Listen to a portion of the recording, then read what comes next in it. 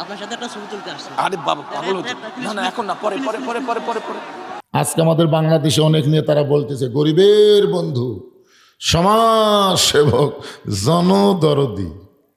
হায় হায়। এই যে কথাগুলো বলে নেতারা গরিবের কাছে যায় ভোট নিচ্ছে, ভোট পাওয়ার পরে নেতা কিন্তু আর শেরপুরেই থাকবে না, নেতা থাকবে ঢাকায়।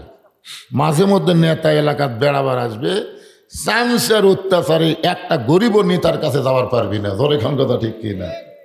এই জন্য আল্লাহ বলেছেন লিমা তাকুলু মালা তাফালুন, তোমার কথার সাথে কাজের যদি মিল না থাকে তাহলে তুমি মুনাফিক। জোরে কোন কি ফিক? আরো জোরে কোন। অনেক বক্তারও ওয়াজের সাথে আমলের মিল নেই। এক ছাত্র হুজুরের কাছে প্রতিদিন কোরআন শরীফ পড়বার আসবে। হুজুর বলতেছে তোর কোরআন শরীফ পড়বার তো বাড়ি? কই বাড়ি আমার খুবই দূরে হুজুর, ওই দিক দিয়ে ঘুরে ঘুরে ব্রিজ দিয়ে পার হয়ে আপনার কাছে এসে পড়ি। এমন কোনো দোয়া আছে যে দোয়া পড়ে নদী পার হওয়া যায়? তো হুজুর বলতেছে পাগলা, বিসমিল্লাহকে চোখ বন্ধ করবি তাহলেই পার হবি। হুজুর মনে করছে চোখ বন্ধ করে পানি পাও দিয়ে ডুবে গেলে আর দোয়ার দেখা যাবি না। তুমি এই হুজুরের কথা বিশ্বাস করে ওই সেদিন থেকে বিসমিল্লাহকে চোখ বন্ধ করে নদীর ওই পারে চলে যায়। প্রতিদিন এইভাবেই কিন্তু আসতেছে। একদিন ওর মা বলতেছে যেই পীর সাহেবের কথাই, যেই হুজুরের কথাই তুই ব্রিজ ছাড়া নৌকা ছাড়া নদী পার হওয়ার পারিস, সে হুজুরকে একদিন দাওয়াত দিত। তো এখন হুজুরকে দাওয়াত দিছে, দাওয়াত দেয় ব্রিজের দিকে না দেয় সরাসরি নদীর দিকে যাচ্ছে। হুজুর বলে কে এদিকে তো নৌকা ব্রিজ নাই। আমি যাই তো। তুই কিভাবে যাস? আপনার দোয়াতেই যাই হুজুর। তখন ওই ছাত্র যে বিসমিল্লাহকে চোখ বন্ধ করছে নদীর ওই পারে চলে গেছে, বলে হুজুর আপনি দাঁড়া আছেন কেন? বিসমিল্লাহকে চোখ বন্ধ করেন। হুজুর বিসমিল্লাহকে চোখ বন্ধ করছে, ঢপ করে ডুবে গেছে। হুজুর আপনি ডুবে গেলেন? বলে আমি ওয়াজত আছি রে, কিন্তু আমলত নাই। আজকে অনেক বক্তারাই কিন্তু ওয়াজ করে ঠিকই আমল করে না, যার কারণে এরাও কিন্তু মুনাফিক হয়ে যাবে। জোরে কোন কথা ঠিক কিনা? কথার সাথে কাজের মিল থাকার দরকার আছে না নাই? ওসমান গনি বললেন এ রাসূলুল্লাহ, আমার ভাইটা আজকে 3 দিন হলে না খেয়ে আছে, এটা যদি আমি আগে জানতাম আমি কোনোদিন নিজে না খাইয়া তার ভাই আমার ভাইয়ের বাড়িতে খাবার পৌঁছায় দিতাম। এখন বলেন ওনার কাজের কথার সাথে কাজের মিল আছে? একটা ঘটনা বলি। এক সাহাবী আল্লাহ রাসূলের কাছে গিয়ে বলতেছি ইয়া রাসূলুল্লাহ, আমি কয়েকদিন হলে না খেয়ে আছি, যদি পারেন আমাকে একটু সাহায্য করেন। সঙ্গে সঙ্গে নবী এভাবে জুব্বা তুললেন। সাহাবী তাকায় দেখে নবী ক্ষুধার জ্বালায় পেটে পাথর বাঁধে বসে আছে। সাহাবী বলতেছে হুজুর আমি বুঝবার পারিনি, আমার চাইতেও তো আপনি বেশি ক্ষুধার্ত। আমি না খেয়ে আছি ঠিকই, কিন্তু এখনো পেটে পাথর বাঁধিনি, কিন্তু আপনি পাথর বাঁধে বসে আছেন। হুজুর আপনার কাছে আমি বেয়াদবি করছি, মাফ করে দেন। এই বলে যখন দরিদ্র সাহাবী যাবার চাই, আল্লাহ রাসূল বললেন সাহাবী তুমি কি জানো আম্মা সাইলা ফালা তানহার, সাইলকারীকে খালি খালি ফিরান যায় না। বলে হুজুর আপনার যে অবস্থা আপনি আমার কি দিবেন? আল্লাহ রাসূল বলেন আমি দিবার না পারলে কি হবে, আমার অর্থমন্ত্রী ওসমান গনির কাছে যাও। জোরে কোন সুবহানাল্লাহ। নবীর কথা মতো গরিব সাহাবী ওসমান গনির দরবারে গেল। সন্ধ্যার সময় গিয়া দেখে ওসমান গনির ঘরের বাতিরা সলতা টাইনা টাইনা আলো কমাইতেছে। গরিব দূর থেকে দেখে কয় আরে আমার ঘরে আর চাইতে বেশি আলো জ্বলে, আমি কোনোদিন সলতা টাইনা আলো কমাই নাই। ই তো যেই কৃপণের কৃপণ, কিসের দান করবি? নবীর কাছে গিয়ে বলে রাসূলুল্লাহ এমন এক কৃপণের কাছে আমারে পাঠাইছেন, ঘরের সামান্য আলো বেশি হওয়ার কারণে সলতা টাইনা টাইনা আলো কমায়। রাসূল বলে তুমি কি তোমার অভাবের কথা বলেছ? বলে বলার মতন পরিবেশ পাইনি। আবার যাও। পরদিন সকালবেলায় ওসমান গনির দরবারে গরিবটা গেছে কিছু পাওয়ার জন্য, গিয়া দেখে ওসমান গনি রাত্রেবেলা যেই বালিশে ঘুম পাড়ছে ওই বালিশের কোনা ফাটা তুলা ঘরের মধ্যে পড়ে গেছে। ওসমান গনি তুলাগুলো খোঁটায় খোঁটায় বালিশের মধ্যে ঢুকাই। গরিব মনে চিন্তা করে এরকম তুলা যদি আমার ঘরের মধ্যে পড়তো আমি শামটা দিয়ে ঝাড় দিয়ে ফেলে দিতাম। এত কৃপণের কৃপণ সামান্য তুলার লোভ সহ্য করতে পারে না, খোঁটায় খোঁটায় বালুশের খোলের মধ্যে ঢুকাই, আমারে কি দিবে? নবীর কাছে গিয়ে বলে, রাসূলুল্লাহ আপনি দিবার পারবেন না, কিন্তু এমন কৃপণের কাছে আমারে কেন বারবার পাঠান? আল্লাহ রাসূল বলে, তুমি কি তোমার অহবের কথা বলছো? বলে, বলার মতন কোনো পরিবেশ পাই নাই। রাসূল বললেন, তাহলে আবার যাও। নবীর কথা মতো পরদিন সকালবেলা গিয়ে দেখো ওসমান গনি খালি গায়ে বসে আছেন, খালি গায়ে। লোকটা চিন্তায় পড়ে গেল, কেন খালি গায়ে বসে আছেন? কিছুক্ষণ পরে দেখতে পাই ওসমান গনির কোলের মধ্যে একটা পাঞ্জাবি কয়েক জায়গায় ছিঁড়ে গেছে।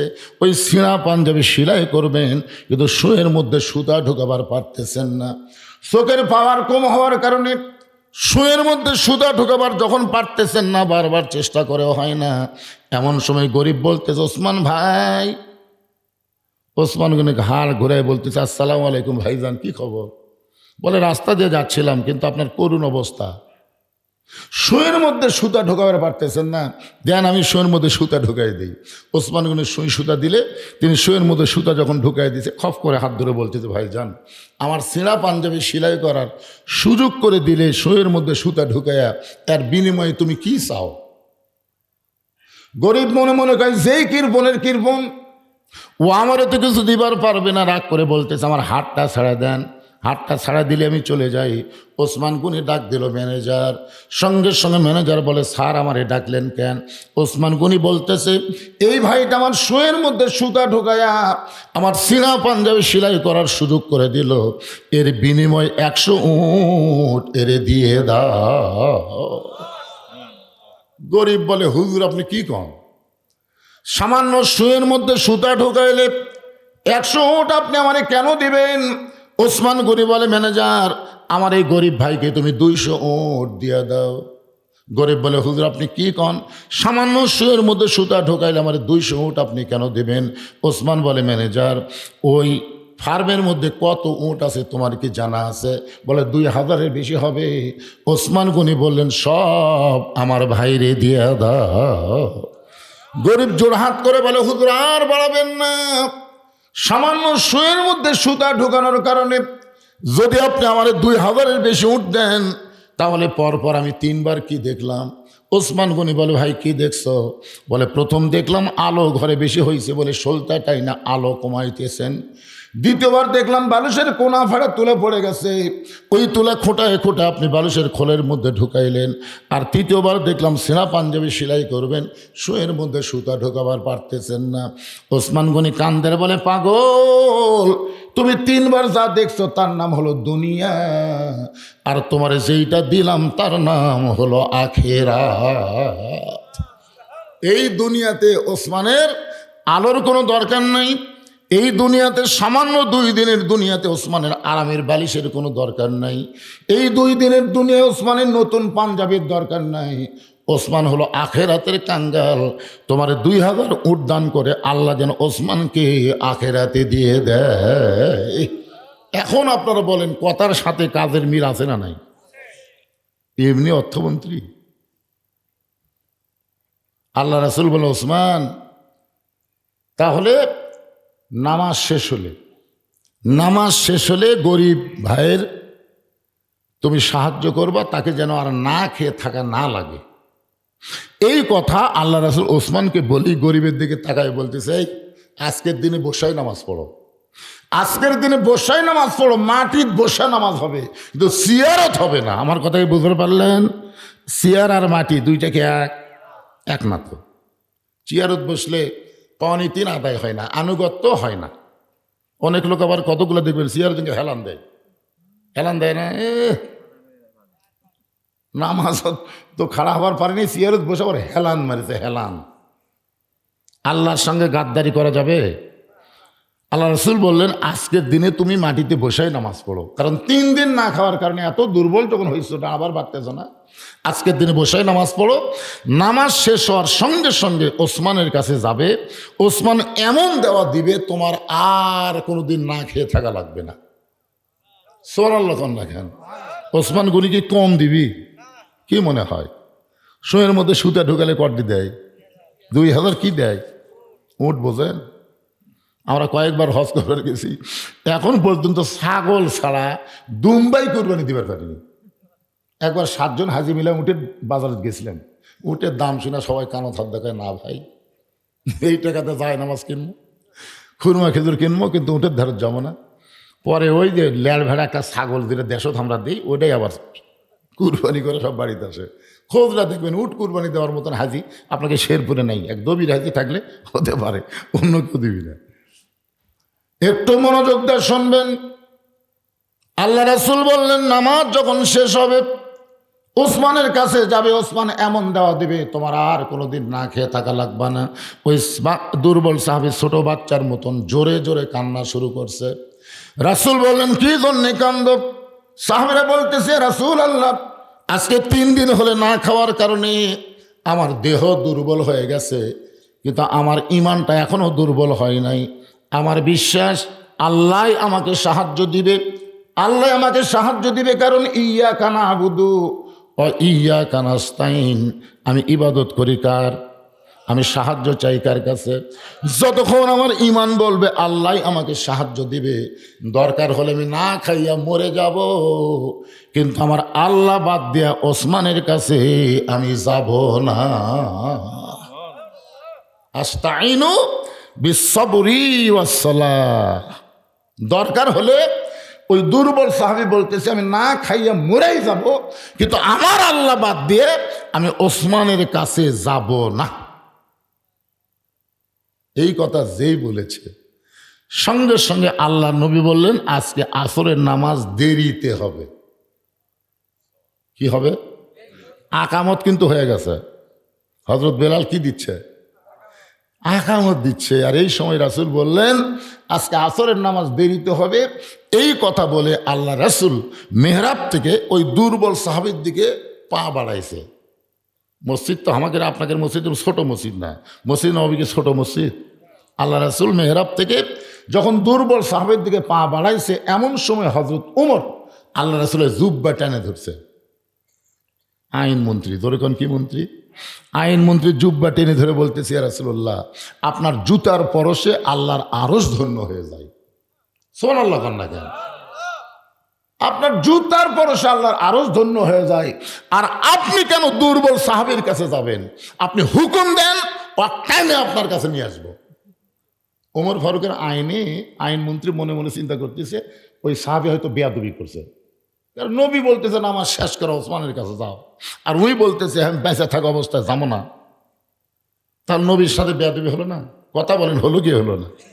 এই জন্যে ওমর ফারুক বলতেছে, হুজুর আপনার জুতার পরশে আল্লাহর আরশ ধন্য হয়, আপনি কেন ওর কাছে যাবেন? বরং আপনি হুকুম দেন, অক্সিয়াং দোলা করে আপনার কাছে নিয়ে আসতেছি। এমন সময় আল্লাহ নবী, ওমর তুমি দুই চোখ দিয়ে দুর্বল সাহাবী দেখতেছো, এই দুইটা চক্ষু বন্ধ করো। আমি নবী কেন ওর কাছে যাই এটা তুমি 2 চোখ দিয়ে দেখলে বুঝতে পারবা না। সুবহানাল্লাহ। আমি নবী কেন দুর্বলের কাছে যাচ্ছি এটাই 2 চোখ দিয়ে দেখলে বুঝতে পারবা না। এটা দেখবার গেলে তোমার 2 চোখ বন্ধ করে দেখা লাগবে। এখন আপনাদের কাছে আমার প্রশ্ন হলো, 2 চোখ বন্ধ করে কি দেখা যায়? আমরা সেই মুসলমান 2 চোখ বন্ধ করে দেখবার পাই না। অথচ ছোটবেলায় প্রত্যেকটা মুরব্বী লেখাপড়া করছে, 1 চন্দ্র, 2 পক্ষ, 3 নিত্র। নিত্র মানে চোখ। চোখ কয়টা? তাহলে 2 চোখ বন্ধ করলে দেখা যায় না, তো ওই চোখের খবর কি?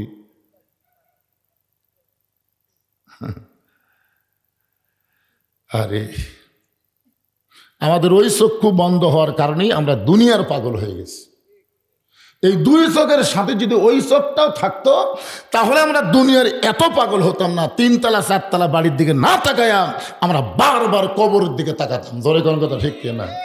আপনাদের এই বড় পুকুরে কি গোরস্থান আছে?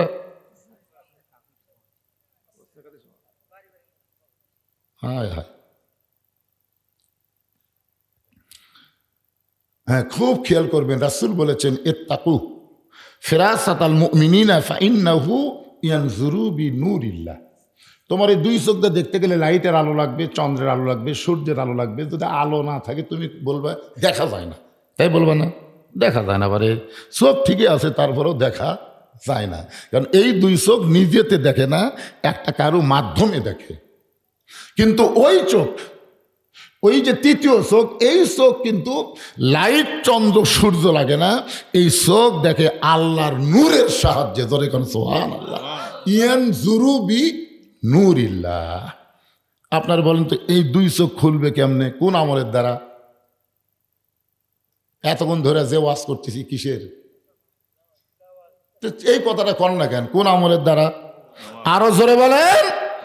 রাসূল কেন বললেন আনতা আবুদুল্লাহ কাআন্নাকা তারাহু ফাইল্লাম তাকুন তারাহু ফাইন্নাহু ইয়ারাকা? রাসূল কেন বললেন আসসালাতু মিরাজুল মুমিনিন, নামাজ হচ্ছে মুমিনদের মেরাজ? এগুলো কি রাসূল ইয়ার কি করে বলছে? আজকে সেই মসজিদকে কেন্দ্র করে মাহফিল। এখন আল্লাহ রাসূল কেন দুর্বল সাহাবীর দিকে যাচ্ছে? ওমরকে যে গরম বক্তব্য দিলেন, দুই চোখ বন্ধ করে ওই চোখ দিয়ে দেখো আমি কেন দুর্বল সাহাবীর দিকে যাচ্ছি। এই জায়গায় আমি ওয়াজটা আপাতত বন্ধ রেখে আমার এই চুপ করা মা বোনদের জন্য কিছু কথা বলা লাগবে, কিছু কথা বলা লাগবে। কারণ এরা কিন্তু রাগ করাই মুখ বন্ধ করে চলছে। দিকে হুজুর আমাকে ওয়াজ করে কখন? আল্লাহ রাসূল একদিন ফাতেমাকে বলল, ফাতেমা তুমি একটা আমলের কারণে আল্লাহ তোমাকে জান্নাতি নারীদের নেত্রী বানাচ্ছে, সেই আমলটার নাম হলো পর্দা। ফাতেমা বলতেছে, বাবা তাহলে পৃথিবীর মধ্যে আমি হলাম সবচাইতে শ্রেষ্ঠ, যে আল্লাহ আমাকে জান্নাতি নারীদের নেত্রী বানায় দিয়েছে। সুবহানাল্লাহ না কেন? আল্লাহ রাসূল বলেন, ফাতেমা তুমি যেন মন খারাপ করো না, আমি একটা কথা বলবো, আল্লাহ আমাকে জানাইছে। কে জানাইছে? আল্লাহ তোমাকে জান্নাতি নারীদের নেত্রী বানাচ্ছে, এটা যেমন ঠিক, তবে তোমার আগে একজন মেয়েকে আল্লাহ জান্নাত দিবে। আর আপনার সুবহানাল্লাহ বলতেছেন না? রাসূল বলেন, ফাতেমা আল্লাহ তোমাকে জান্নাতের নেত্রী বানাইছে, কিন্তু তোমার আগে একজন মেয়েকে আল্লাহ জান্নাত দিবে। সঙ্গে সঙ্গে ফাতেমার মনটা খারাপ করে বলে, বাবা আমার আগে যে মেয়েটা জান্নাতে যাবে, এই মেয়েটা এমন কি আমল করলো, ওই মেয়েটার পরিচয় কি, মেয়েটা থাকে কোন জায়গায়? আল্লাহ নবী বলেন, ফাতেমা ওই দেখো একটা পাহাড় দেখা যায়, পাহাড়ের সামনে একটা জঙ্গল দেখতে পাও? বলে হ্যাঁ। ওই জঙ্গলের কাছে ছোট্ট একটা ঝুপড়ি বাড়ি, ওই বাড়িটা হলো একটা কাঠুরিয়ার বাড়ি। ওই কাঠুরিয়ার বিবি জামিলাকে আল্লাহ তোমার আগে জান্নাত দিবে। আপনারা তো সুবহানাল্লাহ করছেন, কিন্তু ফাতেমা সুবহানাল্লাহ? ফাতেমার চোখ দিয়ে পানি বের করে বলে, বাবা ওই একটা সাধারণ কাঠুরিয়া, হাত কেটে খায়, একটা সাধারণ কাঠুরিয়ার বউ আমার আগে জান্নাতে যাবে, এমন কি আমল করলো, সে আমলটার কথা আমাকে একটু বলে দেন। আল্লাহ রাসূল বলে, ফাতেমা কোন আমলের কারণে আল্লাহ কাঠুরের বউকে তোমার আগে জান্নাতে দিবে এটা আমি বলতে পারবো না, তুমি তদন্ত করে জেনে নাও। এ মায়েরা যারা বসে আছেন শোনেন, ফাতেমার আগে যেই মেয়েটা জান্নাতে যাবে কি আমল করে এটা তদন্ত করে জেনে নাও। পরের দিন ফাতেমা আসরের নামাজের পরে চুপি চুপি পর্দা নিশে ফাতেমা জামিলার বাড়ির দরজাত গেছে আমল জানার জন্যে। কি জানার জন্যে? দরজায় দিয়ে ডাক দিলেন জামিলা, সঙ্গে সঙ্গে জামিলা দরজা এসে কাঁদতেছেন। ফাতেমা বললেন, আমি নবীর মেয়ে ফাতেমা, তোমার দরজায় মেহেরবানি করে দরজা খুলে দাও। জামিলা ছোট বাচ্চার মতন দরজায় কান্দে। ফাতেমা বলে, জামিলা কান্দার কারণ কি? বলে, আমার সারা জীবনের সাধনা, আমি নবীর মেয়ে ফাতেমাকে এক নজর দেখতে চাই। ফাতেমা বললেন, দরজা খুললি আমার সঙ্গে দেখা হবে, তাহলে কান্দো কেন? জামিলা বলতেছে, আমি দরজা খুলতে পারতেছি না, কারণ আমার স্বামী বাড়িতে নাই, আর স্বামীর হুকুম ছাড়া ফাতেমার জন্য দরজা খুলতেও আমি বড় ভয় পাই। ফাতেমা চমকে উঠছে, ওরে বাবা রে, একটা মেয়ের সাথে একটা মেয়ে দেখা করবে, এখানেও বলে স্বামীর হুকুম লাগবে, আর সেই মেয়ে কি সাধারণ মেয়ে? যে মেয়েটা দরজার এপারে দাঁড়িয়ে জামিলাকে ডাকতেছে, আপনার বলেন সেই মেয়ে কি সাধারণ মেয়ে? তাহলে নবীর মেয়ে ফাতেমার সঙ্গে দেখা করতে গেলে স্বামীর হুকুম ছাড়া দেখা করা যায় না। এই মেয়েটা কি এটা আমাকে জানাই লাগবে। ফাতেমার আগ্রহ আর বেড়ে গেছে। জামিলা বলতেছে, মন খারাপ করেন না, আজকের মতো আপনি ফেরত যান, আগামীকাল এই সময় আসা মাত্রই আমি দরজা খুলে দিব, আমার সঙ্গে আপনার দেখা হবে। কারণ আমার স্বামী রাত্রেবেলা বাড়িতে আসবে কাঠ বিক্রি করে, আমি স্বামীর কাছ থেকে হুকুম নিব, আগামীকাল এই সময় আসেন, দরজা খুলে দিব। ফাতেমা বললেন অবশ্যই আসবো ইনশা। চলে আসলেন বাড়িতে। পরের দিন আসরের নামাজের পরে ফাতেমা যখন আবার জামিলার বাড়ির দিকে রওনা দেয়, এমন সময় ফাতেমার ছোট ছেলে হোসাইন সামনে দাঁড়ায় বলে, মা গতকাল অনেক বেলা অনেকক্ষণ আপনাকে খুঁজেছি মা, অনেকক্ষণ পর্যন্ত খুঁজেছি, কিন্তু আপনাকে বাড়িতে পাই নাই। গতকাল এই সময় কোথায় গেছিলেন, আজকেও কোথায় যাবেন? আজকে আর আপনাকে একা যাইতে দেব না, আমি হোসাইন আপনার সঙ্গে যাবার চাই। হাসান হইলে বুঝান যাইতো, কিন্তু হোসেন জেদি হওয়ার কারণে ফাতেমা কিছুই বলতে পারতেছেন না। ওই হোসেনকে সঙ্গে করে জামিলার বাড়ির দরজায় হোসেন দৌড়ে গিয়ে বলতেছে, মা গতকালে এই ভাঙ্গা বাড়ির দরজায় আপনি আইছিলেন, আজকেও আসলেন, এই বাড়িতে এমন কি আছে মা, যেই বাড়িতে আমার মা আসে এই বাড়িওয়ালা কেন আমার মায়ের কাছে যায় না? ধরে কর না সুবহানাল্লাহ। প্রত্যেকটা ছেলে তার মাকে ভালোবাসে কম না বেশি? যে আমার মা এই ভাঙ্গা বাড়ির দরজায় গতকাল আইসে, আজকেও আইলো, এমন কি আছে এই বাড়িতে, আমার মা কেন আসে? এমন সময় ফাতেমা গিয়ে বলে, জামিলা তুমি কি দরজা খুলবা? জামিলা বলতেছে 1 ঘন্টা হলে খোলার জন্য দাঁড়িয়ে আছি। ফাতেমা বলতেছে তাহলে দরজা খুলে দাও। জামিলা বলতেছে, কে যেন আপনাকে মা মা বলে ডাকতেছে, ওই বাচ্চাকে নিয়ে যদি আপনি ঢুকতে চান তাহলে আজকের মতো আপনি ফেরত যান, কারণ আমার স্বামী শুধু আপনার ব্যাপারে দরজা খোলার হুকুম দিচ্ছে, আপনি বাচ্চা কাচ্চা নিয়ে আসবেন এই ব্যাপারে তো আমার স্বামী হুকুম দেয় নাই। সঙ্গে সঙ্গে হোসেন চিল্লায় বলে, মা এই মেয়েটা অত্যন্ত খারাপ মেয়ে মা, যে মেয়েটা আমি ছোট্ট একটা মানুষ তোমার সঙ্গে থাকার কারণে দরজা খোলে না, এই মেয়েটা কোনোদিন ভালো মেয়ে হতে পারে না। এমন সময় ফাতেমা হোসেনকে কোলে নিয়ে কপালে একটা চুমু দিয়ে বলে, বাবু তুমি ছোট্ট মানুষ, তুমি বলতে তো খারাপ মেয়ে, অথচ তোমার নানা বলেছে ওই মেয়েটা তোমার মায়ের আগে আল্লাহর জান্নাতে যাবে। তুমি ছোট্ট মানুষ, তুমি বোঝো না, এই কারণেই তুমি বলতেছো খারাপ মেয়ে, কিন্তু তোমার নানা বলেছে ওই মেয়েটা তোমার মায়ের আগে জান্নাতে যাবে। সঙ্গে সঙ্গে হোসেন মায়ের হাত ধরে বলতেছে, মা তাহলে অযথা এই জায়গায় ঘুরে লাভ নাই, আসল জায়গায় তোমাকে নিয়ে যেতে চাই। হোসেন মায়ের হাত ধরে বলতেছে, অযথা এ জায়গায় ঘুরে লাভ নাই, আসল জায়গায় তোমাকে নিয়ে যাবার চাই। এখন আপনারা বলে তো মুসলমানের জন্যে আসল জায়গার নাম কি? মসজিদ। আগলা আব্দুল আলিম কছে, আব্দুল আলিম মনে বড় আশা ছিল আমি যাব মদিনায়। ওই সময় কিন্তু বহু আলেম আব্দুল আলিমের এই গানে খুব রাগ করছিল। ওই সময় রাগ করে বলেছিল, আব্দুল আলিম তো মূর্খ মানুষ, এই জন্য কী করতে কী কয়। আব্দুল আলিম বলল, আলিম সাহেবরা কি বলা লাগবে? তখন আলেমেরা বলল, আপনি বলেন, মনে বড় আশা ছিল আমি যাব মক্কা মদিনায়। আপনি মক্কারে বাদ দিয়ে শুধু মদিনায় যাবার চান? মক্কায় আল্লাহর ঘর, মদিনায় রাসূলের রওজা। আব্দুল আলিম বললেন, রে আলেমেরা শোনো, আল্লাহ কোরআনে বলেছেন, কুল হে রাসূল আপনি বলেন, ইন কুনতুম তুহিব্বুনাল্লাহ ফাত্তাবিউনি, কেউ যদি আল্লাহকে পাওয়ার চায় নবী ছাড়া আল্লাহ পাওয়ার কোনো উপায় নাই। মদিনার মানুষটাকে যদি হাত করতে পারো, মদিনার মানুষটার আদর্শ যদি অনুসরণ করতে পারো, তাহলে শুধু মক্কা না, মক্কার মালিক আল্লাহ পর্যন্ত তোমার হয়ে যাবে। এখন বলেন আসল জায়গা কোনটা, মক্কা না মদিনা? আরও জোরে কন। আচ্ছা, সরকার যদি আপনাদের সুযোগ দেয়, যে আপনাদেরকে সুযোগ দিলাম মক্কা মদিনার যে কোনো জায়গায় যাওয়া লাগবে ফিরি ফিরি, যারা মক্কার যাবা তারা মদিনার যাওয়ার পারবে না, আর যারা মদিনার যাবা তারা মক্কার যাওয়ার পারবেন না, আপনারা কোন জায়গার টিকিট কাটবেন? দেখছেন, আমি দেখছি রে ভাই, যখন মক্কা থেকে মদিনায় যাওয়ার কথা মুআল্লিম বলল যে আগামীকাল ফজরের পরে আমরা মদিনার উদ্দেশ্যে রওনা দেব, আমি দেখছি সারা রাত একটা হাদিস আমরা ঘুম পাড়িনি। মদিনার যাওয়ার জন্য এমন ব্যাকুল, বুঝলেন, খালি কান দেখা, হুজুর মদিনার যা কোন আমল বেশি করলে নবীর সাথে দেখা হবে। আরে পাগলা, নবীর কাছেই তো যাচ্ছে, বেশি বেশি দরুদ পড়বে। আমি দেখি কেউ ঘুমায়নি।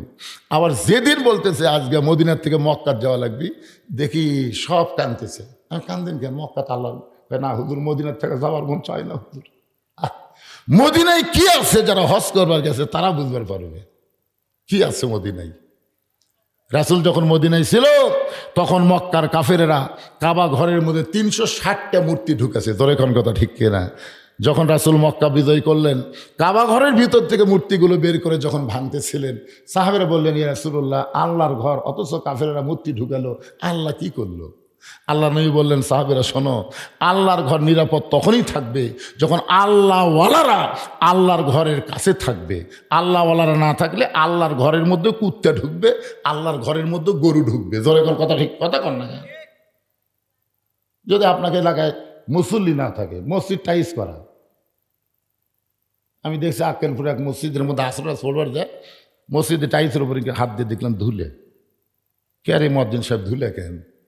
এই যে ধুলে, হুজুর আসান দিয়ে আকামত দিয়ে কেউ আসে না, খামাকে ঝাড় দিয়ে কি হবে?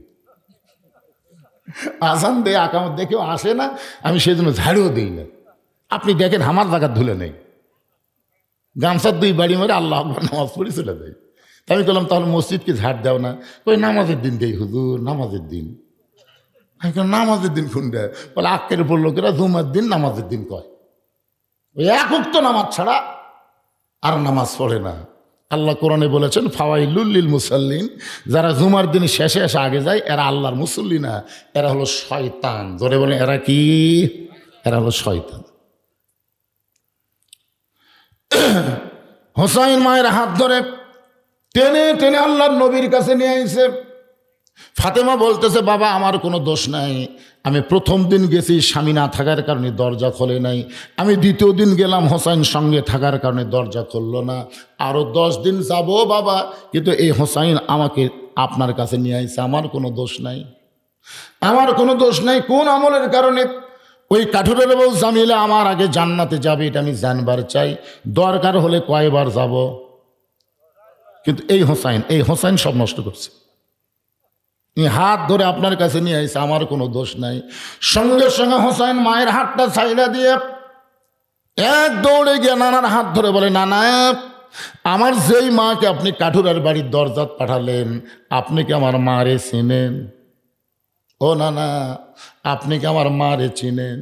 নানা গো, আপনার কাছে আমার প্রশ্ন হলো, আপনার মা আর আমার মা এই 2 জনের মধ্যে কার মার দাম বেশি?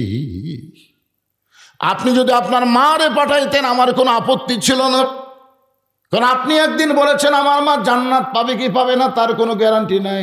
হুজুর আমারে ডাকলেন কেন? দেখ তোর বেটা যেভাবে আমার হাত চাপে ধরছে। আলী বলতে চাই, হোসেন এই নানার হাত ছেড়ে দাও। হোসেন বলতেছে, আব্বা আপনি জানেন কি কাম করছে?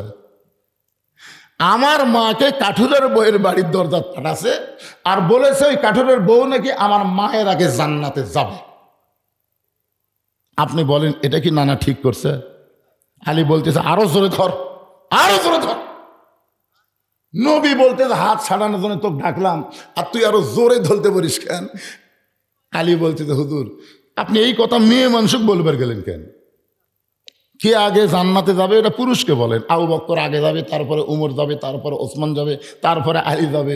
আমরা মরদ মানুষের বিশ্বাস হলো জান্নাত পালি হলো, আগে কি আর পরে কি পালি হলো। জোরে কোন কথা ঠিক কিনা?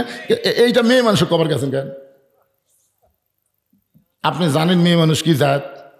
সোনাল্লাহ কন্যা কেন? হয়তো আলী নবীকে বলতেছে এইটা মেয়ে মানুষকে কেন বলবার গেলেন? আল্লাহ রাসূল বলে, আলী একদিন তোমাকে নিষেধ করেছিলাম, আজকে তোমাকে বলার হুকুম দিয়ে দিলাম। ধরে কোন সুবহানাল্লাহ।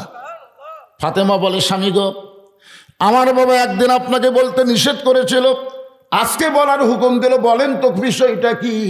আলী বলতেছে, কোন আমলের কারণে জামিলা তোমার আগে জান্নাতে যাবে ওটা আল্লাহর নবীও জানি, আমিও জানি। ফাতেমা বলতেছে, আপনি জানেন তো আমাকে বলেননি কেন? বলা নিষেধ, তোমার বাবাই আমাকে নিষেধ করছে। তোমার বাবাই বলেছে আনা মাদিনাতুল ইলমি ওয়া আলী ও বাবুহা, আমি হচ্ছে এলেমের শহর, আলী হচ্ছে তার দরওয়াজা। তোমার বাবার মধ্যে যত এলেম আছে আমার দরজা দিয়ে সে এলেম দুনিয়াতে প্রকাশ পাবে। ধরে কেন সুবহানাল্লাহ। কিন্তু এখন শহরে যদি নিষেধ করে আমি দরজা কেমনি খুলবো? রাসূল বলেন, আলী আজকে বলে দাও হোসেন যেভাবে আমার হাত ধরে আছে বলে দাও, বলে দাও। এবার হজরত আলী বলতে, ফাতেমা তাহলে শোনো, কোন আমলের কারণে কাঠুরেরও জামিলা তোমার আগে জান্নাতে যাবে, এইটা যদি শুনবার চাও তাহলে তোমাকে ধৈর্য ধারণ করা লাগবে। কারণ একজন মেয়ের কাছে আর একজন মেয়ের প্রশংসা করলে মেয়েরা ধৈর্য ধরতে পারে। করে দেখছেন কোন দিন? আমি একদিন আমার বইয়ের কাছে খালি বলছি, আল্লাহ যদি আমাকে জান্নাতে হুর দেয়, হুরের চোখ হবে এইরকম, মুখ হবে এইরকম, মানে হুরের কথা বলতেছি কোরআন থেকে। আর বউ দেখি বালুচ বগলের মধ্যে লিয়ে বের হয়ে যাচ্ছে। এখন কোথায় যাও? হুরক লিয়ে থাকে না, আমার কি দরকার? আমি সেই দিন থেকে তওবা করছি, কোনো মেয়ের প্রশংসা তো বইয়ের কাছে করাই যাবে না, এমনকি হুরের কথাও বলা যাবে না। তারা এত হিংসুক, বেহেশতের হুরকেও সতীন মনে করে। ধরে কথা কন না কেন ভাই যান? দেখেন কান ফেলে খালি শুনতেছে। আরে হিংসা হওয়া ভালো। স্বামী কোনো মেয়ের না হোক, প্রত্যেকটা মেয়ে এভাবে স্বামীকে ভালোবাসা দরকার। ধরে এখন কিনা এমন ভালোবাসা দেন, বাহিরের একটা মেয়ের দিকেও আপনার স্বামী তাকাবে না, ঘরতে এসে আপনাকে দেখলে পাগল হয়ে যাবে। কিন্তু আপনার তো ঘরের মধ্যে পেতনি হয়ে থাকেন মা, বাইরকার গুলো কি সাজা গুজা ঘরে, বাড়িতে এসে দেখে এটি হলুদ বেরোতেছে, এটি কালি বেরোতেছে, কাপড় চোপড় ময়লা পড়ে আছে। কোনো জায়গার যখন যাবার চায় ভালো কাপড় বাইর করে পরিয়ে তার ঘরে যায়। আমি বলতেছি বাহিরে যখন যাবেন কালো বোরকা পরবেন, ভালো কাপড় পরবেন স্বামীর কাছে। ধরে কথা কন না কেন? কারণ মেয়েদেরকে শুধু একজনই দেখতে পারবে প্রাণ ভরে, তার নাম হলো স্বামী। স্বামী ছাড়া কোনো পরপুরুষ মেয়েদেরকে দেখতে পারবে? জোরে বলেন পারবে? আলী বলতেছেন, ফাতেমা তাহলে শোনো, তোমার কি মনে আছে একদিন দুপুর বেলায় তুমি আমার সামনে কাঁদতেছিলে? আমি বললাম, ফাতেমা কান্দো কেন? ফাতেমা বলে, স্বামী গো, আপনি জানেন না আপনার হাসান হোসেন না খেয়ে কাঁদতে কাঁদতে ঘুমিয়ে গেছে। ঘুম থেকে ওঠার পরে খাবার বায়না করবে, গোটা বাড়ি তন্ন তন্ন করে খুঁজলাম, খাবার কিছুই নাই, আপনার পকেটের মধ্যেও পয়সা নাই। ওগো স্বামী, এই ওন্নাটা আপনাকে দিলাম, এই ওন্নাটা বিক্রি করে যে টাকা হবে সেই টাকা দিয়ে আজকের মতো হাসান হোসেনের জন্য খাবার নিয়ে আসেন। আলী বলতেছেন, ফাতেমা তুমি যখন ওন্নাখানা আমারে দিলে, আমি সঙ্গে সঙ্গে ওন্নাটা পকেটের মধ্যে নিয়ে বাজারের দিকে রওনা দিলাম। যখনই বাজারের মধ্যে গেলাম, এমন সময় আমার মন বলতে, চালি রে, তুই ওন্না বিক্রি করে যদি ওন্না যদি বের করে বিক্রি করতে চাস, আর খরিদ্দার যদি জিজ্ঞাসা করে এটা কার ওন্না, তুমি যদি বলো আমার বইয়ের ওন্না, তাহলে খরিদ্দার মনে মনে চিন্তা করবে যে ব্যক্তি বইয়ের জিনিস বেচা খায় সেই পুরুষ হলো দুর্বল পুরুষ। আপনার বলেন তো হজরত আলী দুর্বল না সবল? কদ্দুর সবল? আল্লাহ রাসূল বলেছেন, আলী ও আসাদুল্লাহিল গালিব, আলী এত সবল, আলী হচ্ছে আল্লাহর সিংহ। ধরে কোন সুবহানাল্লাহ। কিন্তু মন বলতেছে আলী পকেট থেকে অন্না বের করবার চাইলেই খরিদ্দার যে জিজ্ঞাসা করে কার অন্না, তুমি যদি বলে আমার বইয়ের অন্না, তাহলে অবশ্যই খরিদ্দার মনে মনে চিন্তা করবে যেই পুরুষ বইয়ের জিনিস বেচা খায় এই পুরুষ হলো দুর্বল পুরুষ। আলী বলে, ফাতেমা আমি পকেট থেকে অন্যটা বের না করে বাজারের মধ্যে যখন ঘুরতেছিলাম কি করব, এমন সময় খরিদ্দার এসে আমার সামনে বলে, আলী ভাই আপনি মনে হয় কিছু বিক্রি করবেন। আমি আলী চমকে গেলাম, আমি বিক্রি করব আল্লাহ ছাড়া কেউ জানে না। কিন্তু তাকে এদিকে খরিদ্দার ব্যাগটা আমার সামনে মেলে ধরেছে। আমি পকেট থেকে ওন্না বের করে যখন ব্যাগের মধ্যে দিলাম, ওই খরিদ্দার একটা বারও ব্যাগের দিকে দেখলো না, বরং ব্যাগটার মুখ ধরে আমার হাতে 6টা দেরহাম দিয়ে খরিদ্দার কোথায় যেন চলে গেল। এমন সময় 6টা দেরহাম নিয়ে হযরত আলী খুব তড়িঘড়ি করে খাবার দোকানে গিয়ে বললাম, দোকানদার ভাই এই 6টা দেরহামের যে খাবার হবে সেই খাবারটা টোপলা করে আমারে দাও। আমার হাসান হোসেন না খাইয়া কানতে কানতে ঘুমায় গেছে, ঘুম থেকে চেতন পাইলি তারা খাবার বায়না করবে। দোকানদার তাড়াতাড়ি করে 6টা দেরহামের একটা টোপলা খাবার যখন হযরত আলীর হাতে দিবে, আলী পকেট থেকে 6টা দেরহাম বের করে যখন দোকানদারকে দিবেন, এমন সময় এক ফকির এসে কান্দার বলে, আলী ভাই আমার বাড়িতে আজকে কয়েকদিন হলে খাবার নাই, যদি পারেন তাহলে আল্লাহর হস্তে আমাকে একটু সাহায্য করেন। আলী বলেন, ফাতেমা আমার এত রাগ হয়ে গেল, আমি 6টা দেরহাম দিয়ে খাবার টোপলা নিব, এমন সময় ফকির আমার সামনে দাঁড়াইছে পাওয়ার জন্যে। এমন সময় আল্লাহর কোরআন বললেন, আম্মা সাইলা ফালা তানহার, আলী রে, সাইলকারীর সঙ্গে খারাপ ব্যবহার করিস না। আমি 6টা দিরহাম থেকে একটা দিরহাম যখন ফকিরকে দিবার চাই, এমন সময় আল্লাহর কোরআন বলতেছে, ওয়ামা তুনফিকু মিন শাইইন ফি সাবিলিল্লাহি ওয়াফা ইলাইকুম ওয়া আনতুম লা তুজলামুন। আলী, ফকিরকে যদি একটা দিরহাম দান করো, আল্লাহ তোমাকে 10টা দিরহাম ফেরত দিবে। 2টা দিরহাম দান করলে আল্লাহ 20টা দিরহাম দেবে। আর 6টা দিরহাম যদি তুমি ফকিরকে দিয়ে দাও আলী, আল্লাহ তোমাকে দুনিয়াতেই 60টা দিরহাম ফিরাইয়া দিবে। আলী বলতেছেন, ফাতেমা, আমি আল্লাহর কোরআনকে বিশ্বাস করে ওই খাবার টোপলা না নিয়ে ফকিরকে 6টা দিরহাম দিয়ে দিলাম। ফকির হাসতে হাসতে যখন চলে গেল, দোকানদার বলতে, আলী ভাই, টোপলার খবর কি? আমি কইলাম, টোপলা দিয়ে তোমার হবে না, তুমি 2 বস্তা খাবার প্যাকেট করো।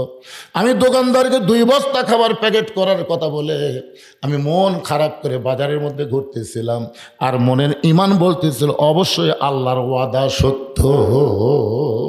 জোরে কর না সুবহানাল্লাহ।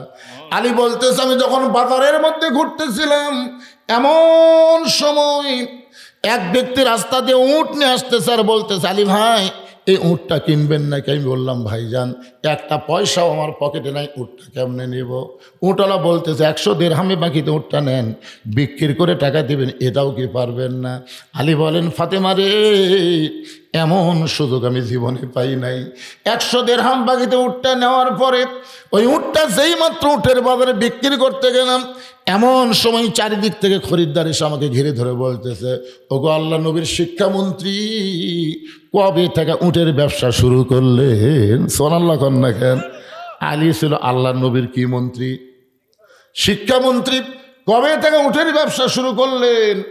আলী বলতেছেন, ফাতেমা, সবাই যখন আমাকে এরকম তিরস্কার করতেছে, এমন সময় খরিদ্দার এসে আমার সালাম দেওয়ার, এই ভাই, হাট বাজারে ভালো মানুষ বেশিক্ষণ থাকতে নেই, উটটার দাম কত নেবেন? আমি বললাম, একটা দাম হিসাব করে বলো। খরিদ্দার বলতেছে, 160 দিরহাম দিলাম। 160 দিরহামে উটটা বিক্রি করে 100 দিরহাম উটওয়ালাকে ফেরত দে, নাকি 60টা দিরহাম নিয়ে ওই খাবার দোকানে বললাম, ভাইজান খবর কি? বলে, 2 বস্তা খাবার প্যাকেট করে রাখছি, দাম কত নিবা? বলে, 60টা দিরহাম দিলেই চলবে। আলী বলতেছে, 60টা দিরহাম দিয়া আমি 2 বস্তা খাবার কান্দে নিয়ে খুশি হয়ে যখন বাড়ির দিকে আসলাম, ও ফাতেমা, তোমার কি মনে আছে, আমি যেই মাত্র দরজার কাছে, সঙ্গে সঙ্গে তুমি দরজা বন্ধ করে দিলে। আমি সালাম দিলাম, আসসালামু আলাইকুম ইয়া আহলাল বাইত। তুমি জানলা থেকে বলতেছো ওয়ালাইকুম আসসালাম, দরজা খোলা যাবে না। আমি আলী বললাম, ফাতেমা, দরজা খোলো। তুমি তখন ঘরের ভিতর থেকে বলতেছেন, দরজা খোলা যাবে না, অন্য বিক্রি করার টাকাতে বড় দূরে 1 টোপলা খাবার হবে, আপনি 2 বস্তা খাবার কোথায় পাইলেন? যতক্ষণ না বলবেন ততক্ষণ দরজা খুলবো না। আলী বলতেছে, ফাতেমা, বড় কষ্ট পাচ্ছি, 2টা বস্তা অনেকক্ষণ হলে কান্দে আছে, একটু দরজা খুলে দাও, বস্তা 2টা রাখার পরে আমি বলবো। ফাতেমা বলতেছে, যতক্ষণ না বলবেন ততক্ষণ আমি দরজা খুলবো না। আলী বলতেছেন, ফাতেমা, দরজা খোলো, তারপরে বলবো। ফাতেমা বলতেছে, আপনি না বললে দরজা খুলবো না। এমন সময় আল্লাহর কোরআন আমার সামনে বলতেছে, আর রিজালু কাওয়ামুনা আলান নিসা। আলী রে, পুরুষ থাকবে উপরে, নারী থাকবে নিচে, খবরদার, যতক্ষণ পর্যন্ত ফাতেমা দরজা খুলবে না ততক্ষণ পর্যন্ত বস্তার খবরও তুমি বলবা না। জোরে কান না সুবহানাল্লাহ। আল্লাহর কোরআন বলতেছে, আলী, আর রিজালু কাওয়ামুনা আলান নিসা, যতক্ষণ ফাতেমা দরজা খুলবে না, খবরদার বস্তার কথা বলবা না। আলী বলে, ফাতেমা, তুমি যখন দরজা না খুললে জিদ করে, আমি তখন জিদ করে 2 বস্তা কান্দে নিয়ে আল্লাহর নবীর কাছে আসলাম। এসে দেখি আল্লাহর নবী বসে আছে। আমাকে দেখা মাত্রই নবী উঠে এসে আমার কাঁধ থেকে 2টা বস্তা নামায় নিয়ে আমার কপালে চুমা দিলে। আমার মুখটা ভার দেখে রাসূল বলে, আলী, আমি বসে থাকা মানুষ উঠে এসে তোমার কাঁধ থেকে 2 বস্তা নামাই নিলাম, তোমার কপালে চুমা দিলাম, তারপরেও তোমার মুখে হাসি নাই। আমি তখন বললাম, আপনি নবী ভালো, কিন্তু আপনার মেয়ে ভালো না। আপনি বাপ ভালো, কিন্তু আপনার মেয়ে ভালো না। সঙ্গে সঙ্গে রাসূল বলে, আলী, যেই কথা একবার বলেছ এ কথা আর দ্বিতীয়বার বলো না। আমার ফাতেমা ভালো না, মেয়ে ভালো না, এ কথা কেমনে বললে?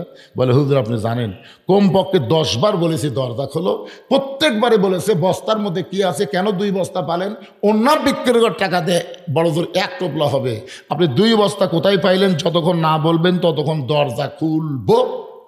আমি বলেছি খোলা মাত্রই বলবো, বলে না আগে বলেন তারপরে খুলবো। এরকম জিদ করে যখন দরজা খোলেনি আমি রাগ করে আপনার কাছে আইছি। আল্লাহ রাসূল বলে আলী ফাতেমা ইচ্ছা করেই দরজা খোলেনি, না খোলার কারণ হলো তোমাকে আমার কাছে পাঠাইয়া দেওয়া। আলী বলতে হুজুর আপনার কাছে আমাকে পাঠানোর উদ্দেশ্য কি? রাসূল বললেন 4 কারণ। তোরে কোন কয় কারণ? 1 নম্বর কারণ হলো কে তোমার কাছ থেকে অন্যায় কিনেছে তুমি তাকে চিনো? আলী বলতে হুজুর আমি তো চিনি না। আল্লাহ রাসূল বললেন কে তোমার কাছে ভিক্ষা চাইছে তুমি তাকে জানো? আলী বলে না হুজুর আমি তো জানি না। আল্লাহ রাসূল বলে কে তোমার কাছে উট বিক্রি করলো তুমি তাকে চিনো? না আমি তো চিনি না। কে খরিদ্দার হয়ে উট কিনলো তুমি জানো? জানি না। তো এগুলো জানা লাগবে না? এগুলো জানার জন্যই তো আমার মেয়ে তোমাকে বস্তা সহ আমার কাছে পাঠিয়ে দিছে। ধরে কর না সুবহানাল্লাহ। এখন বলো আলী ফাতেমার অন্যায় কে কিনেছে? কোন খরিদ্দার তোমার কাছ থেকে ভিক্ষা নিল? কোন ফকির তোমার কাছে ভিক্ষা নিল? কোন কে তোমার কাছে উট বিক্রি করলো? কোন খরিদ্দার তোমার কাছে উট কিনে নিল? তুমি কি জানবার চাও? আলী বলতেছে 1 কোটি বার জানবার চাই। রাসূল বললেন তাহলে বসো আমি জানা। হযরত আলী বসে গেছে, এখন আল্লাহ রাসূল জানাবে। আপনারা জানবেন? মানুষ আজকে কম হোক, আমার গলাও ভাঙ্গা হোক, কিন্তু আজকে শ্রোতার মান ভালো। আপনার বলেন তো এ পর্যন্ত বাড়তিছে না কমতিছে? শ্রোতারা বাড়তিছে, কেউ উঠতেছে না। মানে আলিও বসে গেছে, না শোনা পর্যন্ত উঠবে না। আপনারাও বসে থাকেন, শুনবেন না? মাশাআল্লাহ দরজা পর্যন্ত বসে গেছে পারে। আমি আপনাদের বলবো, রাসূলও বলবেন, আলিও জানবে, আমরাও জানবো কোন খরিদ্দার ফাতেমার অন্যায় কিনলো, কোন ফকির আলীর কাছে ভিক্ষা নিল, কে আবার উট বিক্রি করলো, আবার খরিদ্দার হয়ে কে উট কিনলো, রাসূল আলীকে জানাবে, আমরাও জানবো ইনশাআল্লাহ। আমার মায়েরাও ধৈর্য নিয়ে বসে আছেন। তবে মসজিদের জন্য 10টা মিনিট আমি একটু আপনাদের কাছে হাত বাড়াবো। এ আল্লাহর ঘরের উদ্যোগে, আল্লাহর ঘরের উন্নয়ন কল্পে মাহফিল। আমাকে একজন যিনি প্রধান অতিথি তিনি আমাকে মোবাইলে বলে দিয়েছে, হুজুর আপনি আমার বাপ্পার জন্য প্রাণ খুলে দোয়া করবেন। জনাব মোহাম্মদ ইউসুফ আলী রনি, উনি আল্লাহর ঘর মসজিদের জন্য 1 লক্ষ টাকা দিবে। ধরে করেন সুবহানাল্লাহ। উনি 1 লাখ টাকা দিবেন। মসজিদের কি কাম বাকি আছে? ছাদই হয়নি, ও আর 1 তলার ছাদ, মানে ছাদ করার সময় উনি 1 লক্ষ টাকা দিবেন। তো আপনারা তো মাশাআল্লাহ এখানে যারা বসে আছেন, আপনাকে এই বড় প্রক্রিয়া মসজিদের মুসল্লি কারা কারা তারা একটা হাত তুলেন তো। এই বড় প্রক্রিয়া যে মসজিদের উদ্যোগে মাহফিল হচ্ছে, এই মসজিদের কারা কারা তারা একটা হাত তোলেন। তুললি কি দেওয়া লাগবে? বিকের পাগলা হাত তুলবার করছি, কয়েকটা মানুষ বসে আছে সেটা দেখা লাগবে না? আচ্ছা বড় প্রক্রিয়ার বেড়া যারা তারা হাত তোলেন তো। যারা আপনারা যারা বাহির থেকে গাইছেন ও তোলেন তো। আচ্ছা হাত নামান। কিসের আদায়? প্রত্যেক পাড়ায় পাড়ায় মসজিদ আছে না নাই? তা আপনাদের মসজিদে আপনারা দিবেন, এরা দেওয়া লাগবে।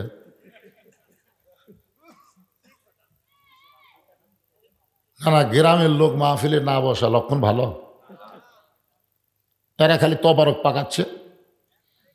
আমি আবার এই 42 বছরের ওয়াজের জীবনে প্রথম শুনলাম যে তবারকের সাথে আবার ডিমও দিচ্ছে। আমি কোনোদিনও শুনিনি যে তবারকের সাথে ডিম দেয়। এই ডিম দিবি পারে, কি বড় হাউসের করে এইগুলা করবার দেয়।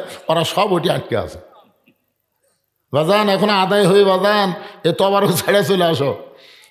হ্যাঁ, আপনারা যারা বাহির থেকে এসেছেন, এই গ্রামের অনেকে জামাই হতে পারেন, গ্রামের বিয়ে হতে পারেন, গ্রামের আত্মীয় হতে পারেন, এই গ্রামের মানুষদেরকে ভালোবাসেন। এরা বড় আশা করেছে আপনাদেরকে দাওয়াত দিয়ে মাহফিল করতেছে। এই জন্য আপনারা একটু আল্লাহর রাস্তায় দিবেন। আপনাদের মধ্যে বাপ মা যাদের কবরের কাছে, বাপ মা রুহের মাগফিরাতে এই মসজিদের উন্নয়ন কল্পে 1000, 2000, 5000 যিনি যা পারবেন আল্লাহর রাস্তায় খুশি মনে একটু দান করবেন ভাই। সবাই দিবেন। বাইরে থেকে যারা আইছেন, মসজিদ কার ঘর? আল্লাহর ঘর। যে সুন্দর করে আল্লাহর ঘর যে তৈরি করার ব্যাপারে সহযোগিতা করে, আল্লাহ রাসূল বলেছেন আল্লাহ তার জন্য জান্নাতে একটা ঘরই বানায় দেয়। এই জান্নাতে ঘর পাওয়ার জন্য, দুনিয়া থেকে জান্নাতের ঘর বানানোর উদ্দেশ্যে আল্লাহর ঘর মসজিদে খুশি মনে কে 5,000 টাকা দান করবেন, নগদ কিংবা বাকি যাই পারেন, এখানে কাগজ কলম আছে, লেন। আর আমি অনুরোধ করতেছি এই মুহূর্তে বড় প্রক্রিয়ার লোকেরা, আপনারা এই মসজিদের যারা মহব্বতের লোক তারা আসেন, আসেন। এটা কে দিল? আবু বকর সিদ্দিক, ওনার ছেলে মসজিদের কি এই ইউসুফ রনির কে হয়? ভাই, চাওতো ভাই, আপন চাওতো ভাই। ও রনি আগে দিছে এক ভাই 1 লাখ টাকা, রনি আবার দিল 1,000 টাকা। কত কম? 99,000 কম। এত কম দেয়া কাম হয় করে, হয় না? যাই হোক, রনি 1,000 টাকা দান করছে, মনে হয় রনি নাই। আচ্ছা, না রনিকে, এ যে আপনার ছেলে আছে আসেনি, আবু বকর সিদ্দিক আসেনি, আবু বকর সিদ্দিক আসেনি, রনিও আসেনি। মানে না আসা লোকের টাকা পাওয়া যাচ্ছে। একজন দিছে 1 লাখ, আর একজন দিছে 1,000 টাকা। আল্লাহ দানকে কবুল করেন, আল্লাহ তোমার ঘরের জন্য। সকলে বলে আমিন। আপনাদের মধ্যে নাই এরকম কেউ 1 বস্তা 2 বস্তা সিমেন্ট দিবেন, দোতলা করবে, বোঝেন না? সব একটু 1-2 বস্তা করে সিমেন্ট দেন। দেরি হচ্ছে, আমি কি মোনাজাত করছি? 4টা ওয়াজ থেকেই দিছি। আর নবী কেবল যাচ্ছে দুর্বল সাহাবীর দিকে, ওমর ফারুক জুব্বা টানে ধরছে। না না না, মন কি গলা ভাঙ্গা, যাই হোক, সময়ের জ্ঞান আমার নাই। আমি এই জায়গায় কেউ ওয়াজ করিনি,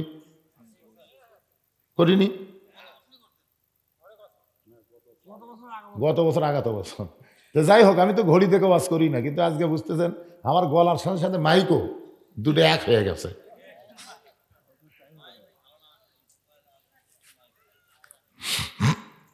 তো যাই হোক, আপনারা একটু সবাই 1-2 বস্তা করে সিমেন্ট দেন বাদান। সবাই একটু নিয়ত করেন আল্লাহর হস্তে, বলেন বলেন বলেন আল্লাহর ঘর, ঘরটা কার? কে রে ভাই, কে কুড়ি থেকে কয় রে? কে পাশে মনে গে? কি নাম, ওনার নাম কি? তাইজুল ইসলাম। আল্লাহর ঘরের জন্য 2 বস্তা সিমেন্ট। ধরে বলেন মারহাবা। বাপ মা আপনজন যদি কবরে যায়, এই দানের ওসিলায় আল্লাহ তার বাপ মার কবরকে জান্নাতের টুকরা বানায় দেখ। জোরে কর আমিন। আজকের এই মাহফিলের সভাপতির দায়িত্বে কে আছেন? এই মাহফিলের এই গ্রামের বাড়ি কৃষক 1 লাখ লেওয়া লিখবি। হ্যাঁ, ওই গ্রামে মসজিদ নাই, দলসারা মসজিদ নাই। এরকম জোর জবস্তি করে যেটা লেয় তার নাম হলো সাদা। তার নাম কি দিব না? এটার নাম হলো সাদা। আর দান হচ্ছে আপন ইচ্ছাই যেটা জবান থেকে আসবে সেটাই দান। কথাটা বুঝলেন? আমরা কি দান নেব না সাদা নেব? তো আমার ভাইদানের কাছে আমি দান চাচ্ছি, সাদা না। খুশি মনে যা দিবেন তাই। আলহাজ মোহাম্মদ জামাল উদ্দিন পরামানিক, আজকে তাকে সম্মান দিয়েছে আল্লাহর পক্ষ থেকে। তইজমান তাসা, সম্মান দেওয়ার মালিককে সভাপতির সম্মান দেওয়া হয়েছে। দেখি খুশি মনে আপনি যা বলবেন বলেন। মাশাআল্লাহ, উনি খুশি মনে আল্লাহর ঘরের জন্য 10,000 টাকা ধরে বলেন মারহাবা। এখানে সহসভাপতি 4-2-5 জনের নাম আছে। সহসভাপতি 5 জনের নাম।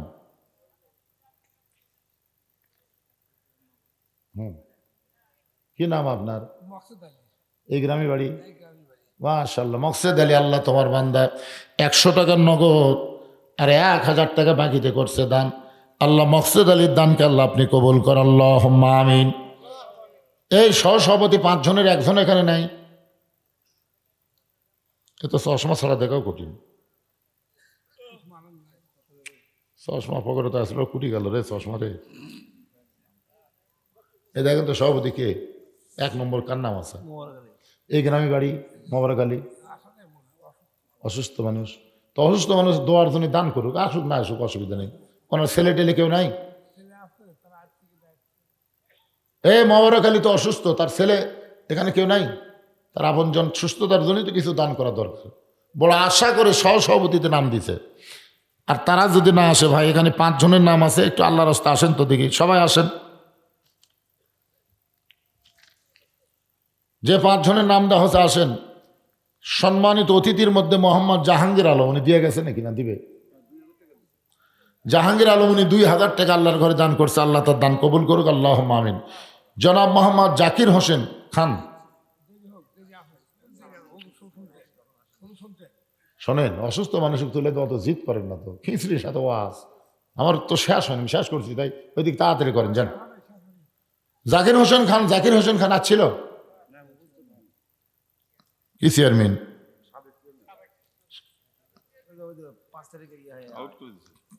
ছেলেকে আউট করে দিয়েছে, ছেলেকে আপনার নাম দিচ্ছেন। আচ্ছা, তা আসেনি তো, উনি আসে নাই। বিশেষ অতিথিবৃন্দুর মধ্যে অনেকের নাম রয়েছে, বিশেষ অতিথিবৃন্দ অনেকের নাম রয়েছে। যদি আপনারা জানেন যে না আমার নাম বিজ্ঞাপনে আছে, এখানে থাকলে আসেন, আল্লাহর রাস্তায় একটু আসেন ভাইজান, সবাই একটু বলেন। কে নাজিম? কে সেটা? এই গ্রামের একটা ছেলে নাজিম উদ্দিন 1 বস্তা সিমেন্ট দান করবে। আল্লাহ নাজিম উদ্দিনের দানকে আল্লাহ আপনি কবুল করেন, আল্লাহুম্মা আমিন। আপনি কোন পদে আছেন? আপনি কোন সেক্রেটারি? মসজিদ সেক্রেটারি কে? শফিকুলের মা? শফিকুলের মা? মায়েদের মধ্যে থেকে একজন মা আমার 500 টাকা দান করছে, আল্লাহ মায়ের দানকে কবুল করেন, আল্লাহুম্মা আমিন। এই সেক্রেটারি সাহেব দৌড় দেন না, সেক্রেটারি সাহেব বলেন, সেক্রেটারি সাহেব বলেন আপনি কি দিবেন বলেন। এটা হলো কে রে? বাকি কি দিবেন? 1000 নগদ দেন, বাকি সিমেন্ট দেন, কিছু দেন। দেখ টাকা বার করতেছে, একবার ব্যালকুলি কাটে নিবি এটি। মাশাআল্লাহ, সেটার হিসাবে 1000 টাকা নগদ, বাকি কত নেবেন? দৌড় মারে কেন? সেটা বলে জানি, লিখতেছে তো, লিখতেছে। সেটার হিসাব নগদ 1000, বাকি 1 বস্তা সিমেন্ট দান করবে।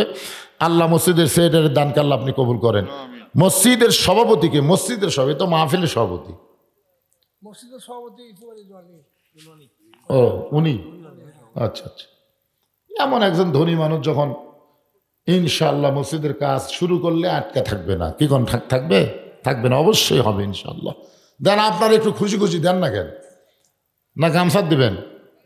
গামছা দিবেন? তাহলে গামছা ব্যাগলা ভিতরে নামো বাবা, এই গামছা ব্যাগলা ভিতরে নামো, নামো। যিনি যা পারবেন আল্লাহর রাস্তায় দিবেন, বাদ বাকি এই গ্রামের লোকেরাই দিয়ে মসজিদ করবে ইনশাআল্লাহ। আপনারা খুশি খুশি দেন, খুশি খুশি আল্লাহর রাস্তায় একটু নিয়ত করে দেন। কি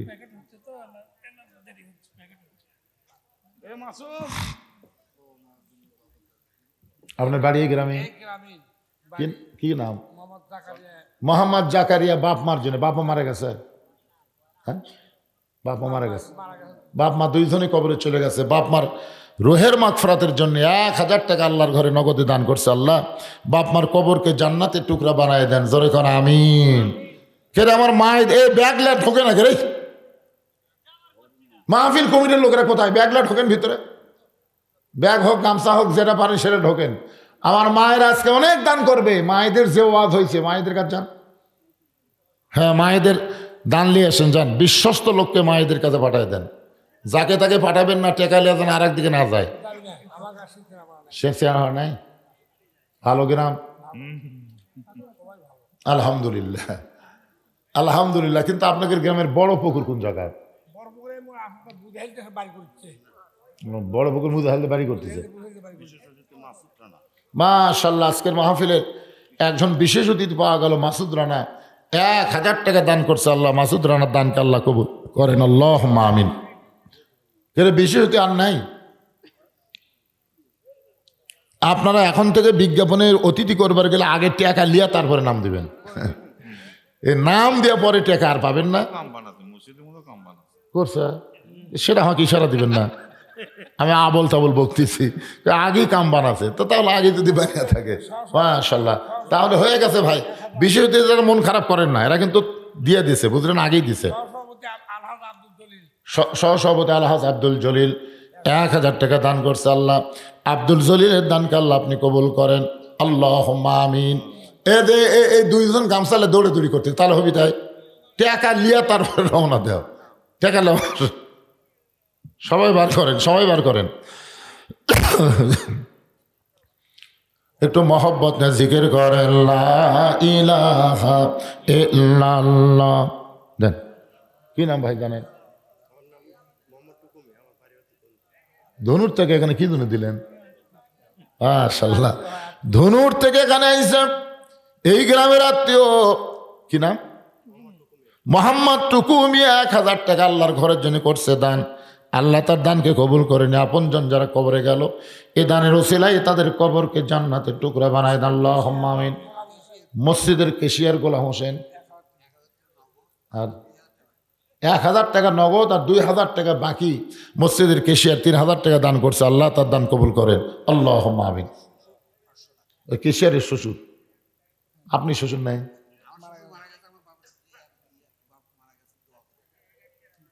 এই কেশিয়ারের শ্বশুর আবার 500 টাকা দান করছে, আল্লাহ কবুল করেন। আর একজন 50 টাকা দান করছে, আল্লাহ কবুল। মসজিদের সাবেক সেক্রেটারি আলহাজ মোজাম হোসেন 1000 টাকা দান করছে, আল্লাহ তার দান কবুল করুক আল্লাহুম্মা আমিন। কেরে গামছার আদায় শেষ হলো? এই টাকাগুলো টেজত নিয়ে আসো বাবা, টাকাগুলো টেজত নিয়ে আসো। আদায় করার পরে কত দিল মানুষ? এই আবার কি ধরছে এটারা? যাক দেন, সবাই দেন, সবাই দেন। জীবনের শেষ দান মনে করে দিয়ে দেন।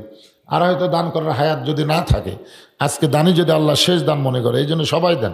10, 20, 50, 100 যেটা পারবেন আল্লাহর রাস্তায় দান করেন।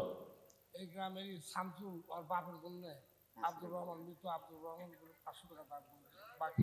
মৃত আব্দুর রহমানের জন্য গ্রামের শামসুল 500 টাকা বাকিতে দান করছে। আল্লাহ বাবার কবরকে জান্নাতের টুকরা বানায় দেখ আল্লাহুম্মা আমিন। এরকম নগদ যদি না থাকে আপনার বাকি লিখে দেন, পরে দিবেন। মসজিদের কাজ চলমান আছে তো সবাই দিবেন ইনশাল্লাহ।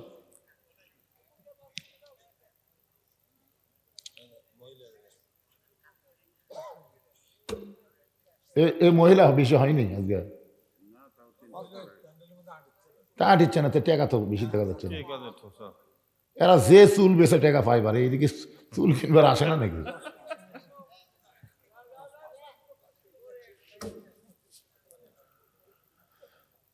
একটু মহব্বত নিয়ে জিকির করেন লা ইলাহা ইল্লাল্লাহ, লা ইলাহা ইল্লাল্লাহ,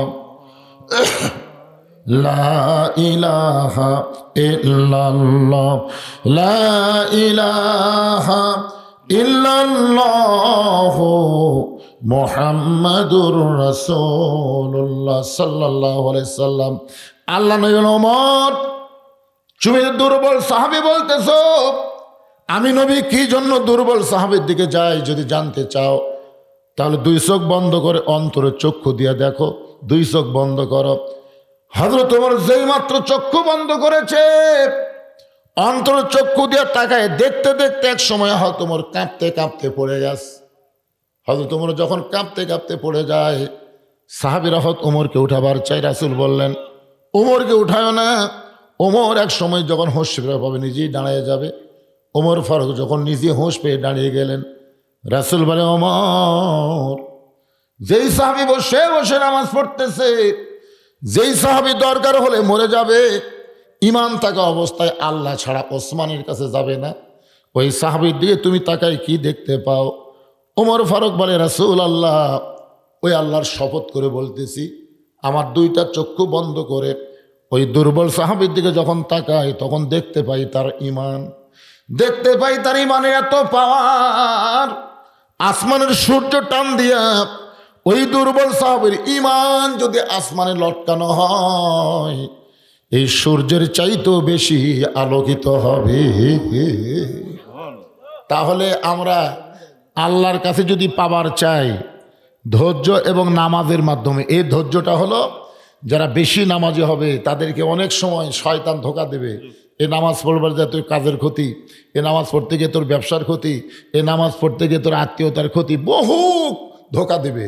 কিন্তু আমরা সমস্ত ধোঁকাকে ধৈর্য দিয়া, ধৈর্যের বিনিময়ে আমরা মোকাবেলা করব, আল্লাহর কাছে চাইবো, আল্লাহ আমাদেরকে দিবে যতদূর দরকার। এমন বেশি আমরা চাবো না যেটা পাই আমরা দুনিয়ার পাগল হয়ে যাই। দরকার কথা ঠিক কিনা? আমরা এমন কিছু চাই যে হালাল রুজি ভক্ষণ করে আল্লাহর পথে যেন সুন্দরভাবে চলতে পারি, আল্লাহ যেন কবুল করে। সকলে বলে আমিন। রাসূল বলে, আলী ফাতেমার পর্দাকে আল্লাহ এত পছন্দ করে, সেই ফাতেমার অন্য দুনিয়ার কোনো খরিদ্দার কিনুক, এটা আল্লাহর পছন্দ হয় নাই। এই জন্য আল্লাহর জন্য ফেরেশতাকে খরিদ্দার বানায়া 6টা দিরহাম দিয়ে ফাতেমার ওন্না কিনে আল্লাহ ওন্নাটা জান্নাতের মধ্যে যত্ন করে রাইখা দিয়েছে। ওই ফেরেস্তা ওন্না যখন জান্নাতের মধ্যে রাইক আল্লাহর কাছে দাঁড়ায়, আল্লাহ বলে ফেরেস্তা যে 6টা দিরহাম আলীকে দিলা সেই 6টা দিরহাম ফেরত নিয়ে আসো। ফেরেস্তা বলে আল্লাহ এটা কেমন কথা? ওন্না বিক্রি করার টাকা দিয়ে খাবার কিনবে হাসান হোসেনের জন্যে, আর সেই টাকা আপনি ফেরত আনতে কেমনে বলেন? আল্লাহ বলেন লিয়াবলুয়াকুম আইয়ুকুম আহসানু আমালা। ফেরেস্তারা রে, আমি আল্লাহ আজকে আলীর সুন্দর আমলের পরীক্ষা করব। আলী তার সন্তানকে বেশি ভালোবাসে না আল্লাহর কোরআনকে বেশি ভালোবাসে, এ পরীক্ষা আমি আল্লাহ করব। নবী বলেন আলী রে, ওই ফেরেস্তাকে আল্লাহ ফকির বানায় তোমার কাছে পাঠায়। তুমি যখন হাসান হোসেন জন্য খাবার নিচ্ছিলে, এমন সময় ফকির যখন তোমার কাছে সাহায্য চায়, প্রথম তুমি একটু মনে কষ্ট পাইছিলে, কিন্তু আল্লাহর কোরআন আম্মা সাইলা ফালা তানহারকে বিশ্বাস করে ফকিরকে যখন 1টা দিরহাম ভিক্ষা দিবার চাও, বলতেছ মা তুনফিকু মিন শাইইন ফি সাবিলিল্লাহি ওয়াফা ইলাইকুম ওয়া আনতুম লা তুজলামুন। তুমি আল্লাহর কোরআনকে বিশ্বাস করে ফকিরকে 6টা দিরহাম দিলে 60টা দিরহাম পাওয়ার আশায়, জোরে কোন সুবহানাল্লাহ। জাকারিয়া তার ভাই মেরাজুলের জন্য 500 টাকা দান করছে, আল্লাহ কবুল করেন। আর একজন 20 টাকা দান করছে, আল্লাহ কবুল করেন। কে ঘরের মধ্যে দিছে? 32,600 টাকা দিয়েছে অতিথিরা, লগতি দিছে। অতিথি কার ধরার দরকার নেই। মাশাআল্লাহ। এই গ্রামের মন্টু 500 টাকা দান করছে, আল্লাহ মন্টুর দানকে আল্লাহ আপনি কবুল করেন। আর গ্রামের লোকেদের কাছ থেকে তো আপনারা আগে কিছু আদায় করছেনই, না করে কি আর মাহফিল করতেছেন? বাড়ি বাড়ি আদায় করেননি? এদের ডিম দিয়ে তবরক করতেছেন, কুটি পেলেন সবই প্রধান অতিথি। 1 লাখ টাকাও দিবি, আবার এগুলোও দিছে। মাশাআল্লাহ। আমি যে এবার আইছিলাম সেবার ছিল তো, আমার এই সাইডে বসেছিল না, এবার আসেনি। 2 দিন আগে ওনার শালিকা দুনিয়ার থেকে চলে গেছে, একটা পরিবারের মধ্যে একটা শোক চলতেছে, এই জন্য আসতে পারে না। আমরা প্রাণ খুলে তার বাপ মানের জন্য দোয়া করবো, তো শালিকার জন্য দোয়া করবো, সবার জন্য দোয়া হবে ইনশাল্লাহ। আল্লাহ রাসূল বলে আলী, ওই ফেরেশতা ফকিরের সাথে তোমার কাছ থেকে 6টা দিরহাম যখন নিয়ে যায় আল্লাহরে দেয়, আল্লাহ তাকায় দেখে ফেরেশতা মানব স্রোতে চোখ দেওয়া দর দর করে পানি পড়তেছে। আল্লাহ বলে ফেরেশতা কান্দিস না, আলীকে আমি কোরআন দিয়ে বলেছি 60টা দিরহাম ফেরত দেব। ফাতেমা যে উটের পিঠে চড়ে জান্নাতে যাবে, সে উটটা আলীর কাছে 100 দিরহাম বাকিতে বিক্রি কর। নবী বলেন আলী রে, ওই ফেরেশতা উটওয়ালা হয়ে তোমার কাছ থেকে 100 দিরহাম বাকিতে উটটা বিক্রি করলো। আবার ওই ফেরেশতাকে খরিদ্দার বানায় আল্লাহ 160 দিরহাম দিয়ে তোমার কাছ থেকে উটটা কিনে নিল। 100 দিরহাম তুমি তারে ফেরত দিলা, আর 60টা দিরহাম দিয়ে 2 বস্তা খাবার কিনে ফাতেমার ঘরের দরজায়। এমন সময় ফাতেমা বলে স্বামী গো, এতক্ষণ পর্যন্ত দানের ওয়াজ করলেন, কিন্তু জামিলা আমার আগে জান্নাতে যাবে, এইটার কোনো ওয়াজ তো আপনি করলেন না। আলী বলে ফাতেমা, তুমি জান্নাতে নারীদের নেত্রী হওয়ার কারণে আল্লাহ তাআলা তোমাকে হেঁটে হেঁটে জান্নাতে নিবে না, একটা উটের পেটে করে আল্লাহ তোমাকে জান্নাতে নিবে। সাল্লাল্লাহু আলাইহি ওয়াসাল্লাম। তুমি ফাতেমা উটের পিঠে চলে যখন জান্নাত দিকে রওনা দিবে, কিছু দূর যাওয়ার পরে উটটার জান্নাতের দিকে যাবে না। ফেরেশতা বলে আল্লাহ, খাতুনে জান্নাতের উট তো আর জান্নাতের দিকে যায় না। আল্লাহ বলতেছে উটটা যদি সহজে না যায়, তাহলে টেনে টেনে উটটাকে জান্নাতে নিয়ে যাওয়া লাগবে। ফেরেশতারা বলে আল্লাহ, উটটার টানার মতন তো কিছুই নাই, কি ধরে উটটাকে টেনে টেনে জান্নাতে নিয়ে যাবে? আল্লাহ বলে ফেরেশতাদের শোনো, ওই ফাতেমার ওন্না কিনে আমি জান্নাতের মধ্যে যত্ন করে রাইখা দিয়েছি, ওই ওন্নাটার একটা মাথা উটের গলায় পিছিয়ে দাও।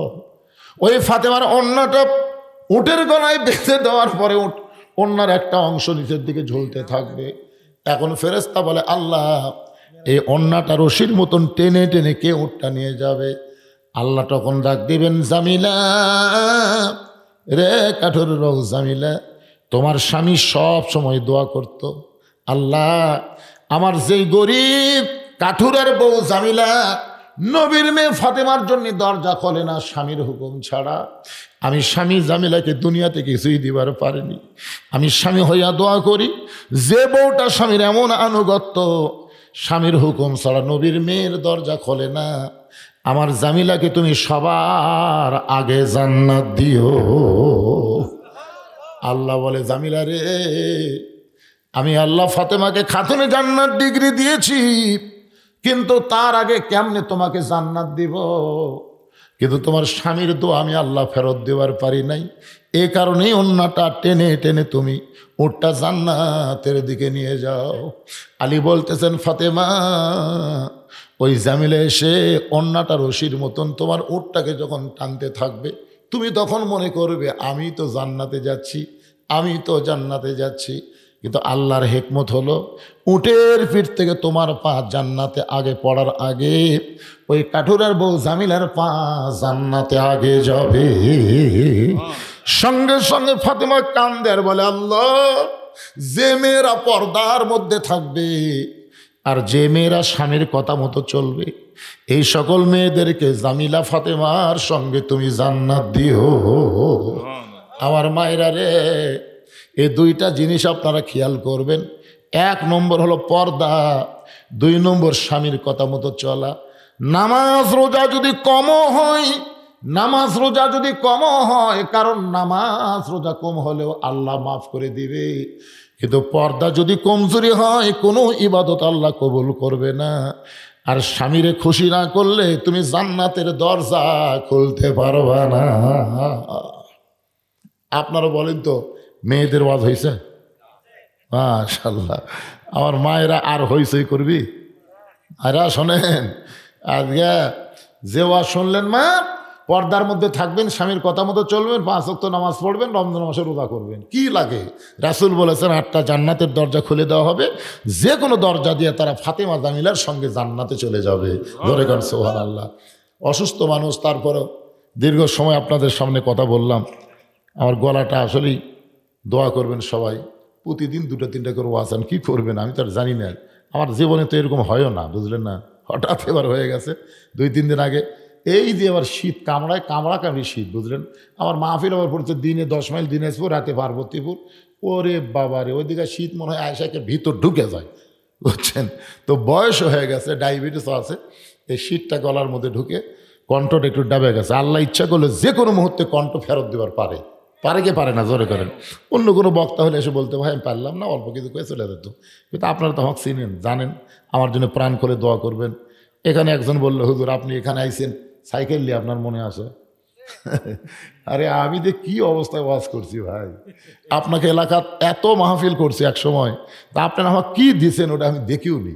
কিন্তু 2007 সালে যখন আমার সাহাবী অ্যাক্সিডেন্ট করে মারা গেল, আমিও ছিলাম সে গাড়ির মধ্যে।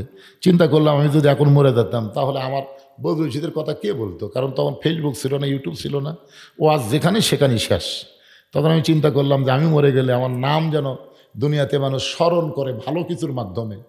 এই জন্যে আপনাকে দোয়ায় এখন গেলে আপনারা দেখবেন 235 শতক জায়গার ওপর এই মসজিদ, মাদ্রাসা, এতিমখানা নির্মাণ করেছে। আল্লামা সাইদি হুজুরের নামে কমপ্লেক্স তৈরি করছি।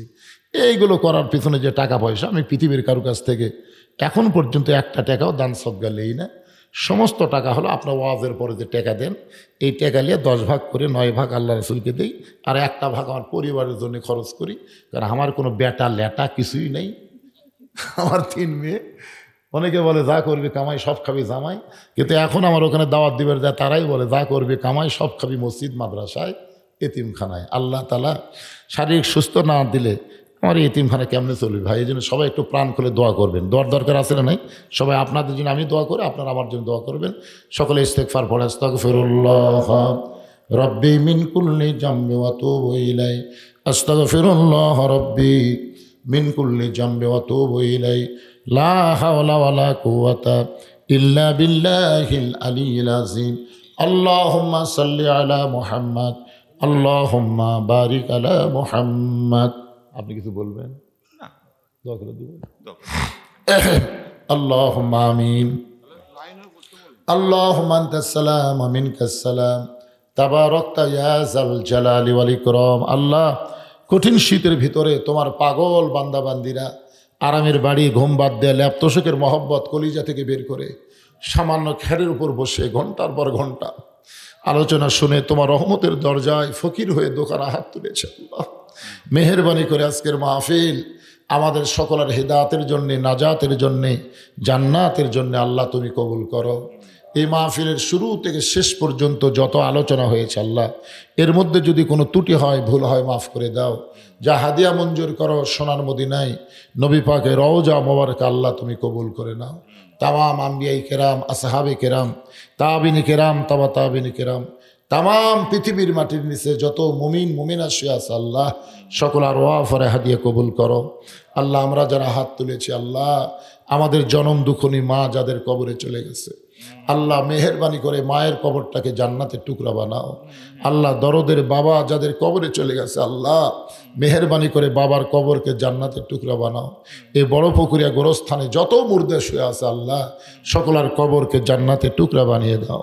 আজকের মাহফিলের সম্মানিত সভাপতিকে আল্লাহ তুমি কবুল করো। আল্লাহ সভাপতি সাহেবের বাপ মার কবরকে জান্নাতের টুকরা বানাও। আজকের মাহফিলের সম্মানিত সহসভাপতিদেরকে আল্লাহ তুমি কবুল করো।